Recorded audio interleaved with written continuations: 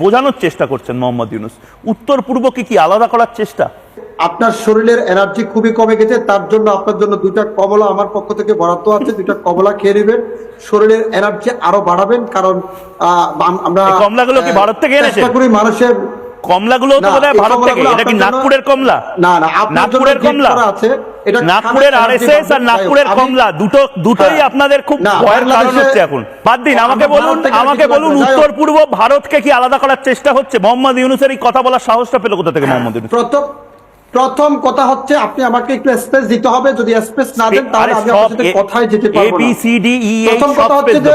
প্রথম কথা হচ্ছে যে ডক্টর ইউনূসকে নিয়ে আপনারা যে পরিমাণ ষড়যন্ত্র মেতে উঠেছেন, আপনাদের ষড়যন্ত্র ধুলির সাথে মিশিয়ে দেবো আমরা অল্প কিছুদিনের ভিতরে। দ্বিতীয়ত কথা হচ্ছে যে এই ডক্টর ইউনূস ক্ষমতায় আসার 8 মাস অতিবাহিত আপনি লেকচার কম মানুন তো। আপনি আমাকে বলুন ভারতবর্ষ কেন রিটালিয়েট করবে না? ভারতবর্ষ, আপনি চায়নায় গিয়ে ভারতের 7 সিস্টারকে আলাদা করে দেওয়ার কথা বলছেন, তারপরে আমরা কি লেমন জুস খাবো? এত চিরিং বিরিং করছে কেন মোহাম্মদ ইউনূস? কার দমে? চায়নার দমে? চায়না পাশে থাকবে না? চিলি চিকেন চাউমিনের মতন বাংলাদেশকে চায়না খেয়ে নেবে, এটা বুঝতে পারছেন না? আপনার মাথায় আমি কমলা মেরে দেবো, আপনি কথাই শুনেন, কথা শুনেন। আপনি শান্ত বাবু শোনা, এত রাগে না।